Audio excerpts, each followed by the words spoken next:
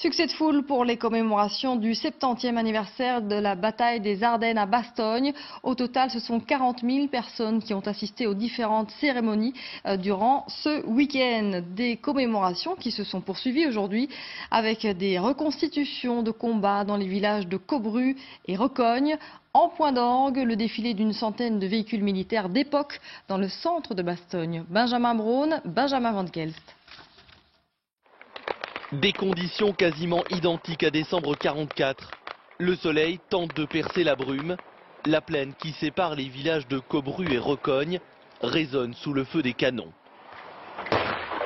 300 figurants, des chars et des dizaines de jeeps participent à la reconstitution. Malgré le froid, entre 4 et 5 000 spectateurs assistent à la bataille, plus vrai que nature. Ma grand-mère a 96 ans et elle nous raconte de temps à autre des histoires et là on peut vraiment se rendre compte. Qu'est-ce qui t'a impressionné? C'est les tirs avec le char et quand les Américains se sont rendus, ça a été vraiment impressionnant.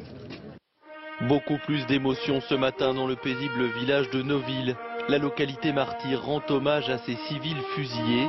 Aux côtés du bourgmestre, l'ambassadrice des États-Unis assiste aux cérémonies. La bataille des Ardennes a laissé chez les habitants une génération d'orphelins. Je ne suis pas le seul orphelin.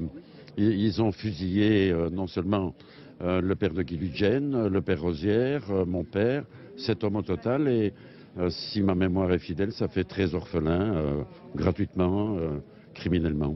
On y pense toujours parce que la vie aurait été autrement avec son père. Hein.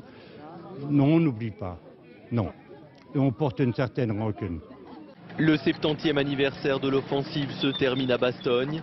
La centaine de véhicules militaires qui arpentent la Grand Rue donne à la clôture de ces commémorations un air de libération.